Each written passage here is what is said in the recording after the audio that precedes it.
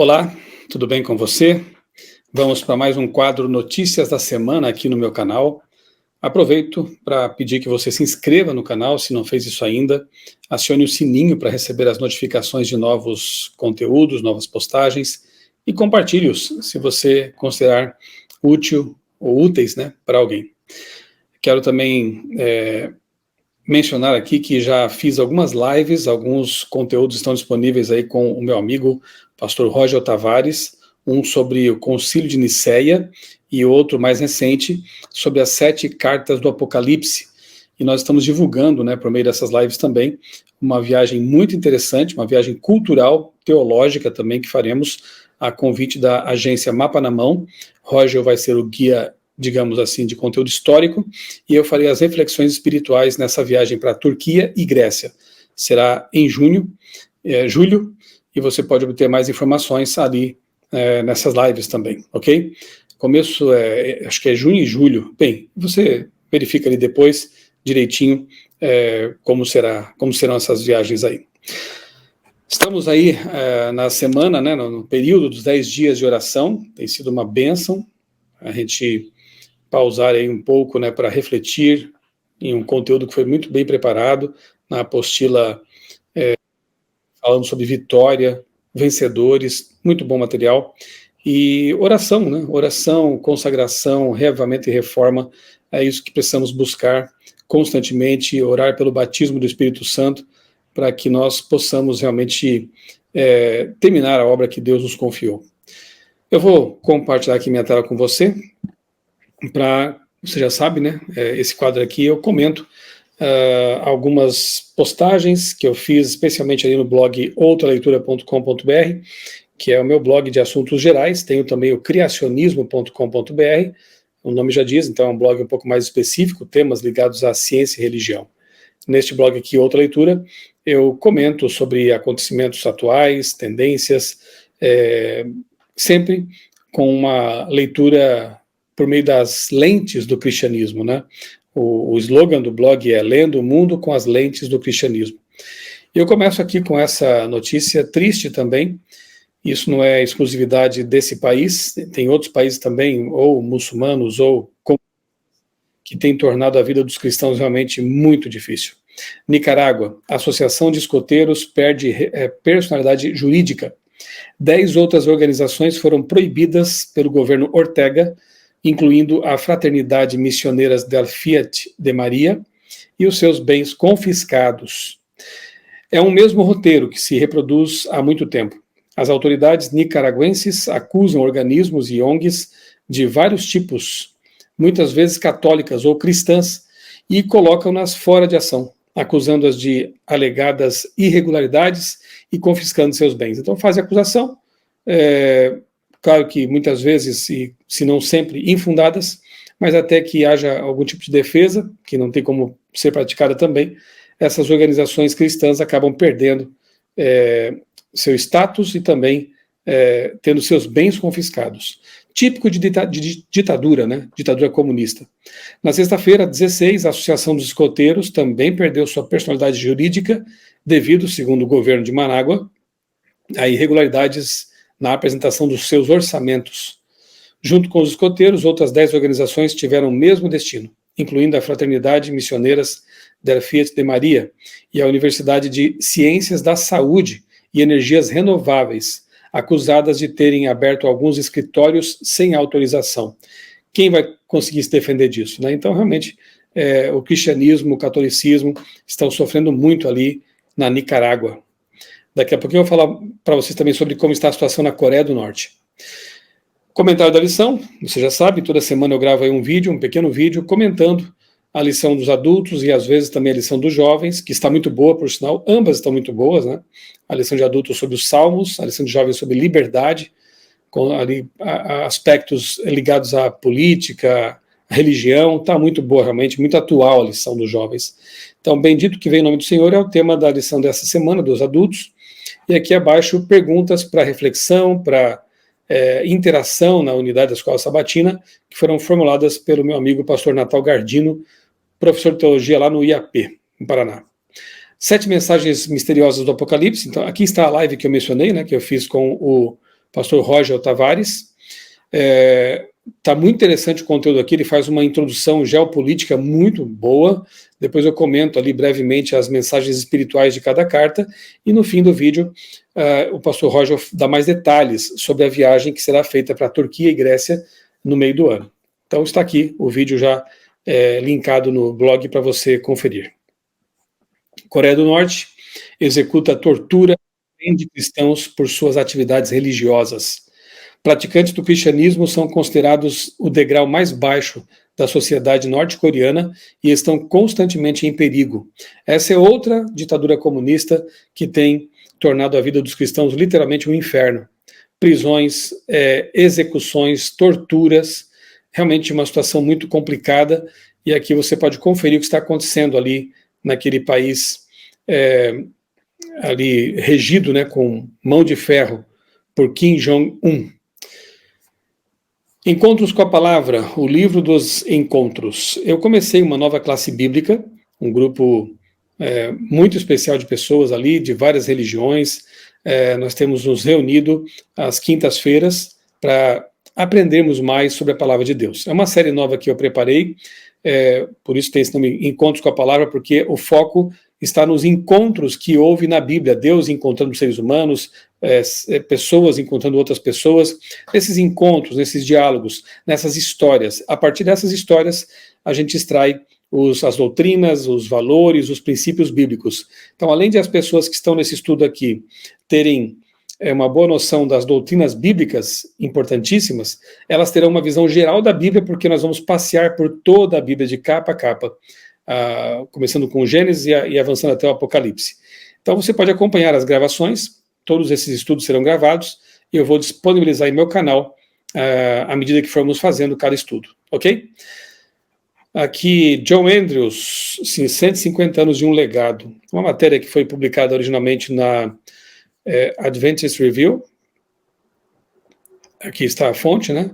E eu traduzi para colocar aqui meu blog, porque realmente vale muito a pena celebrar a memória desse pioneiro, de seus filhos também, missionários, que em 1874, portanto, 150 anos atrás, viajaram para a Europa, fixando residência na Suíça, para iniciar a obra adventista ali naquele continente.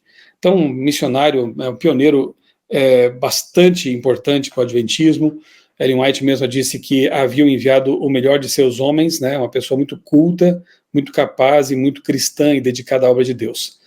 Essa aqui é uma estátua que está lá na Universidade Andrews, nos Estados Unidos, que leva o nome justamente dele, uma homenagem, né?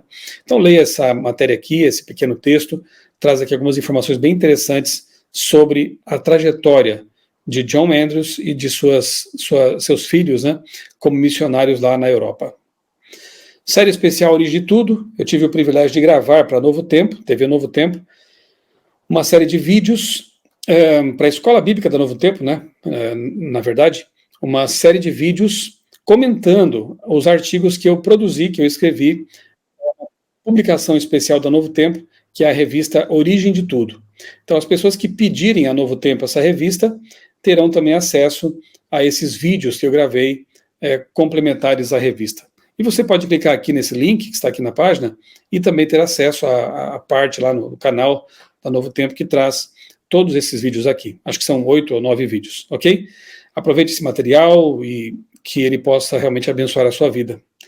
Repórter investiga denúncias de exploração de crianças na ilha de Marajó. Roberto Cabrini, um experiente repórter, esteve lá e verificou in loco, né, as barbaridades que são feitas ali, sequestros de crianças, prostituição infantil, pedofilia, e é bom dizer que isso não é exclusivo do Marajó. Infelizmente, é um tipo de crime hediondo que acontece em todo o país.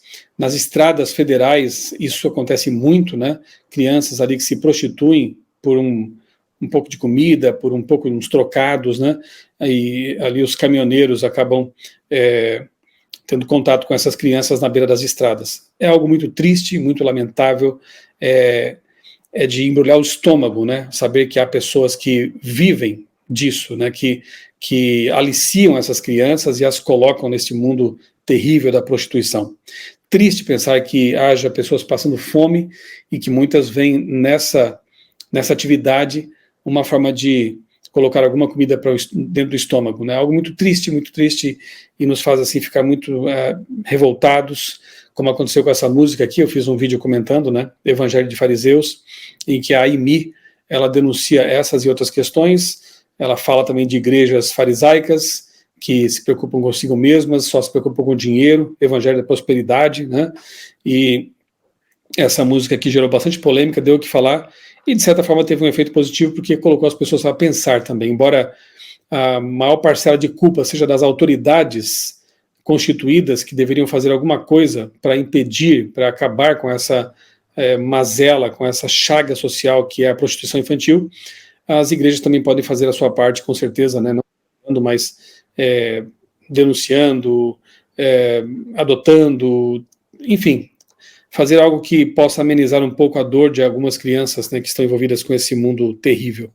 Que Jesus volte logo e ponha fim a tudo isso, né? A lei, o podcast Conhecedores do Tempo, 10 dias de oração TIM, então você pode clicar aqui nesse vídeo e vai ter acesso ao primeiro vídeo feito ali, especialmente para esse público adolescente. Eles têm ali toda a série dos 10 dias gravadas, são programas muito bem feitos, muito bem produzidos. Aqui está o primeiro episódio, você pode acessar todos os episódios e assistir a esses podcasts que ficaram muito bons. Aliados de Trump se preparam para infundir nacionalismo cristão na segunda administração. Esse é um assunto bastante interessante, relevante, preocupante também. Tenho falado sobre isso em algumas palestras, sobre a questão da teologia do domínio, do nacionalismo cristão. Inclusive já gravei, até coloquei aqui abaixo do texto, um vídeo algum tempo atrás, sobre o projeto 2025, a volta dos conservadores. Há um projeto, sim, que os evangélicos norte-americanos prepararam, que deve embasar a campanha presidencial de Donald Trump, em que eles apresentam, inclusive, a guarda do domingo, né, o descanso dominical, como uma das propostas ali para o resgate, né, da América, digamos assim. Nessa matéria aqui, que foi publicada no jornal Político, né, há alguns trechos bastante interessantes que eu grifei aqui, e que vale a pena a gente ler e considerar, né? Esse fenômeno de mistura de religião com política não é exclusividade dos Estados Unidos, mas tem realmente crescido no mundo, né?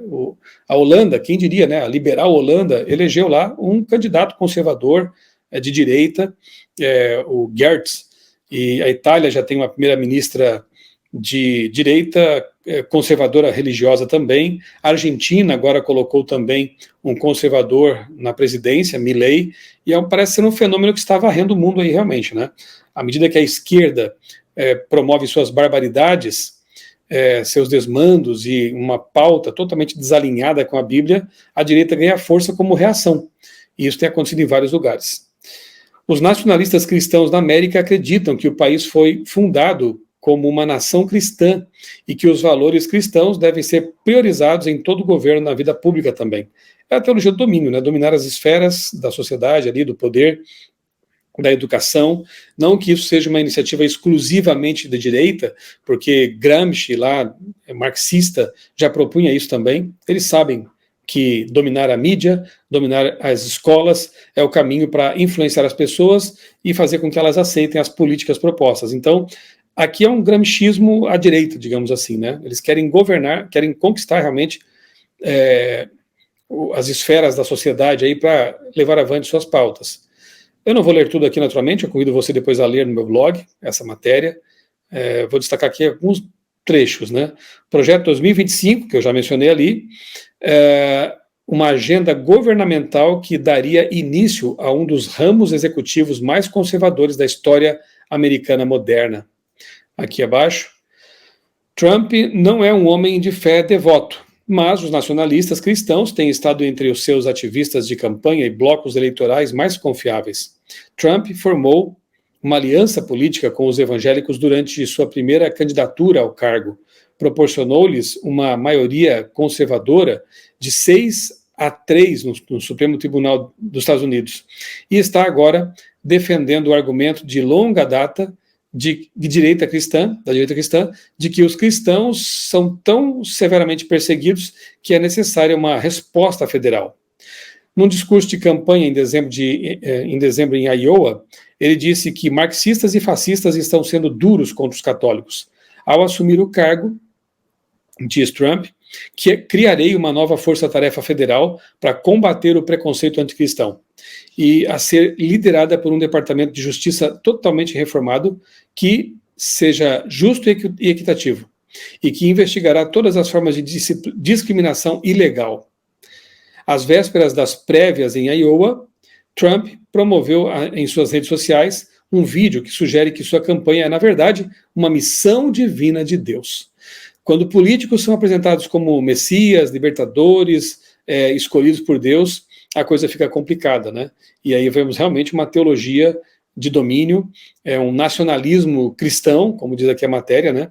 E mistura de política com religião que nunca foi saudável em toda a história. Quando o Estado e a religião dão-se as mãos, sempre haverá uma minoria que não vai se alinhar com todas as decisões e vai sofrer.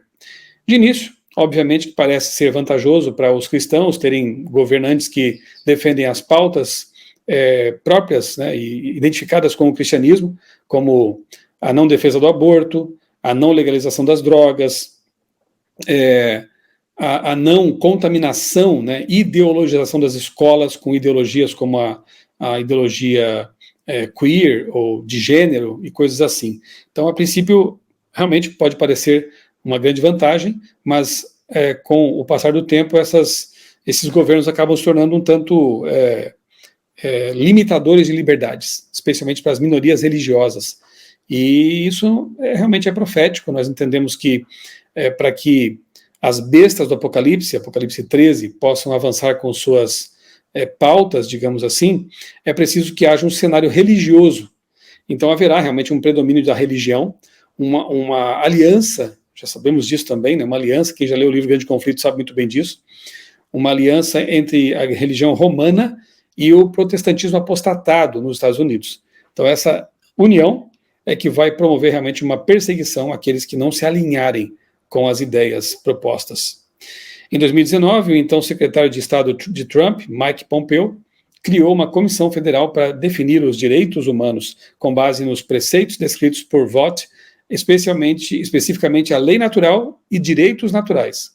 A lei natural é a crença de que existem regras universais derivadas de Deus, que não podem ser substituídas pelo governo ou pelos juízes. Embora seja um pilar central do catolicismo, nas últimas décadas tem sido usado para se opor ao aborto, aos direitos LGBTQ, e a sigla é maior do que isso, né? E à contracepção. Vought vê a missão dele e da sua organização como renovar um consenso na América como uma nação sob Deus. Aí está, o verdadeiro nacionalismo cristão, né? Usar os seus cargos administrativos para promover a doutrina cristã e imbuir a política pública com ela. Ou seja, religião mesclada mesmo com a política pública. A América deveria ser reconhecida como uma nação cristã, onde os nossos direitos e deveres são entendidos como vindos de Deus, escreveu Vought há 2 anos na Newsweek, na revista Newsweek. Nacionalismo cristão é, na verdade, uma descrição bastante benigna e útil para aqueles que acreditam na preservação da herança judaico-cristã do nosso país. Declarações muito fortes, né, muito interessantes e proféticas, né? Flynn está atualmente focado em recrutar o que ele chama de exército de Deus, enquanto ele invade o país promovendo sua visão de colocar o cristianismo no centro da vida americana. E assim, o Estado laico vai por água abaixo, né? É bom lembrar que na primeira gestão, Trump já dizia que uma de suas intenções era acabar com a emenda Johnson, justamente aquela emenda constitucional que separa Estado de igreja. Ele queria eliminar isso e fazer com que houvesse uma igreja estatal, um Estado controlado praticamente pela religião. O esforço para imbuir as leis com princípios bíblicos já está em andamento em alguns estados. No Texas, os apoiadores conservadores cristãos pressionaram a legislatura para exigir que as escolas públicas exibam os 10 mandamentos em todas as salas de aula. Proibições direcionadas às igrejas contra a defesa direta de políticas e campanhas organizadas em torno de questões de guerra cultural incluindo a redução dos direitos LGBTQ, a mais, P e tudo mais, a proibição de livros e a oposição às leis de segurança de armas. Que interessante, que legal, né, ver os 10 mandamentos colocados nas escolas. Sim, mas acontece que isso, de novo, viola o Estado laico, né, e o respeito a outras religiões e tudo isso. Houve uma mudança tectônica na forma como a liderança da direita religiosa opera, disse Matthew Taylor, acadêmico do Instituto de Estudos Islâmicos, Cristãos e Judaicos, que cresceu como evangélico, e diz mais, essas pessoas não estão tão interessadas na democracia, ou em trabalhar através de sistemas democráticos, como na velha direita religiosa, porque sua teologia é a da guerra cristã. E é aí quando a democracia é suplantada por uma guerra cristã e por uma religião imposta, né? Realmente isso é bastante preocupante. Vinho tinto, bebida deixa de ser a queridinha da medicina, nada como um dia após o outro, uma pesquisa após a outra, né? Por muito tempo, médicos, especialistas na área de saúde, recomendavam ali uma taça de vinho, porque faz bem, tem flavonoides, resveratrol e por aí vai, né? Agora, outra pesquisa mostrou que, na verdade, não se deve consumir nenhuma taça. Eu já tinha publicado isso na revista Vida e Saúde, como editor, né? Aqui está a capa, alguns anos atrás, nenhuma gota, né? Já estava confirmado, uma pesquisa feita em 165 países, que a harmonização do álcool ela é nociva, até cancerígena. Então, realmente, essa coisa de beba com moderação é uma falácia, é uma fake news, digamos assim, na área de saúde, porque nenhuma gota de álcool é saudável. E agora, o vinho também ficou na mira. Por cerca de 2 décadas, a bebida foi aclamada como boa para o coração, mas recentemente isso mudou. Em um episódio de 1991 do 60 Minutes, programa jornalístico da rede americana CBS, o correspondente Morley Safer perguntou como os franceses desfrutavam de alimentos ricos em gordura, como patê, manteiga e queijo, brie, e ainda tinham taxas mais baixas de doenças cardíacas do que as pessoas nos Estados Unidos. A resposta a esse enigma, a explicação para o paradoxo, pode residir neste copo de convidativo, disse Safer, erguendo um copo de vinho tinto para os telespectadores. Isso em 1991. Segundo Safer, os médicos acreditavam que o vinho tinha um efeito de limpeza que impedia que as células formadoras de coágulos sanguíneos se arrastassem às paredes das artérias, agarrassem às paredes das artérias. Isso, segundo um pesquisador francês que foi destaque no segmento, poderia reduzir o risco de um bloqueio e, portanto, de um ataque cardíaco. Na época, vários estudos apoiavam essa ideia, disse Tim Stockwell, epidemiologista do Instituto Canadense de Pesquisa sobre o Uso de Substâncias. Os pesquisadores estavam descobrindo que a dieta mediterrânea, que tradicionalmente incentivava 1 ou 2 copos de vinho tinto com as refeições, era uma forma saudável de comer, acrescentou. E isso foi sendo espalhado, né, pelos médicos, pelos nutricionistas e tudo mais, caiu no senso comum, inclusive, né? Mas foi só no segmento 60 Minutes que a ideia do vinho tinto como bebida virtuosa e saudável se tornou viral, disse o especialista. Um ano depois da exibição do programa, as vendas de vinho tinto nos Estados Unidos aumentaram 40%. Levaria décadas para que o brilho do halo de saúde do vinho desaparecesse. A possibilidade de que 1 ou 2 taças de vinho tinto pudessem beneficiar o coração foi uma ideia adorável que os pesquisadores abraçaram, disse Stockwell. Isso se enquadra no conjunto mais amplo de evidências da década de 90 que ligava o álcool à saúde. Num estudo de 97, que acompanhou 490 adultos nos Estados Unidos, durante 9 anos, os especialistas, os investigadores, descobriram que aqueles que relatavam ter consumido pelo menos uma bebida alcoólica por dia tinham 30% a 40% menos probabilidade de morrer de doenças cardiovasculares do que aqueles que não bebiam. Eles também tinham cerca de 20% menos probabilidade de morrer por qualquer causa. No ano 2000, centenas de estudos chegaram a conclusões semelhantes. Achei que a ciência estava na moda, disse Stockwell, mas alguns pesquisadores vinham apontando problemas com esse tipo de estudo desde a década de 80 e questionando se o álcool era responsável pelos benefícios observados. Será que era o álcool mesmo que estava beneficiando as pessoas? Talvez as que bebiam moderadamente fossem mais saudáveis do que aquelas que não bebiam, porque eram mais propensas a ser educadas, ricas, fisicamente ativas e mais propensas a ter um seguro de saúde e a comer mais vegetais? Diziam. Ou talvez, acrescentaram os pesquisadores, fosse porque muitos dos não bebedores nos estudos eram na verdade, ex-bebedores, que haviam parado porque desenvolveram problemas de saúde. Eram variáveis que não foram consideradas. Kay Middleton Fillmore, pesquisadora da Universidade da Califórnia, São Francisco, estava entre aqueles que pediam mais escrutínio na pesquisa. É incumbência da comunidade científica avaliar cuidadosamente essa evidência, escreveu ela em um editorial publicado em 2000. Em 2001, Fillmore persuadiu Stockwell e outros cientistas a ajudá-la a examinar os estudos anteriores e reanalisá-los de maneiras que pudessem levar em conta alguns desses vieses. Stockwell se lembra de ter dito a Fillmore, que morreu em 2013, abre aspas, trabalharei com você nisso, mas eu estava realmente cético em relação a tudo isso, revelou. No fim, a equipe encontrou um resultado surpreendente. Em sua nova análise, os benefícios anteriormente observados do consumo moderado de álcool haviam desaparecido. Suas descobertas, publicadas em 2006, foram manchete por contradizerem a sabedoria predominante. Estudo coloca em ponto final na crença, um ponto final na crença de que um pouco de vinho ajuda o coração, relatou o Los Angeles Times. Isso incomodou muitas pessoas, óbvio, né? Disse Stockwell, a indústria do álcool deu grandes passos e gastou muito dinheiro para neutralizar essa mensagem um tanto desconfortável que estava surgindo. Mais ou menos o que a indústria do cigarro fez, tentando aí refutar pesquisas e mais pesquisas que foram surgindo, mostrando os malefícios do tabaco. Aqui não é diferente. Poucos meses depois, um grupo financiado pela indústria havia organizado um simpósio para debater a pesquisa. E eles convidaram Fillmore. Em notas que Stockwell guardou, Fillmore escreveu que a discussão estava acalorada e intensa, a ponto de eu sentir que precisava tirar meu sapato e bater na mesa.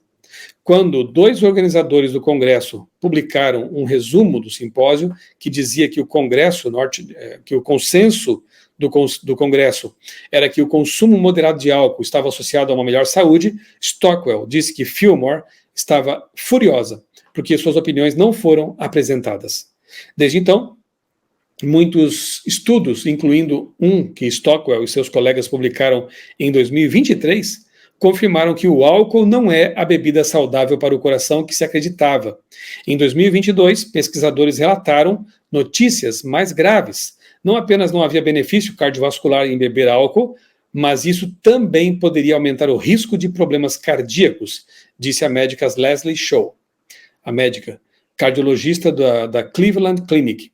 Hoje, cada vez mais pesquisas mostram que até mesmo uma dose por dia pode aumentar a probabilidade de desenvolver condições como pressão alta e um ritmo cardíaco irregular, sem falar no câncer, ambos os quais podem levar a AVC, insuficiência cardíaca ou outras consequências para a saúde.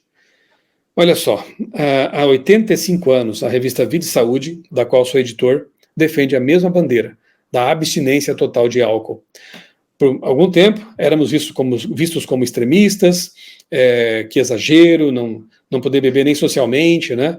Mas é como eu disse, né? Nada como um dia após o outro e uma pesquisa após a outra para confirmar que, de fato, aquilo que Deus orientou em sua palavra e que Ellen White já falava também lá no século XIX é algo seguro, né? É uma forma segura de nós nos guiarmos.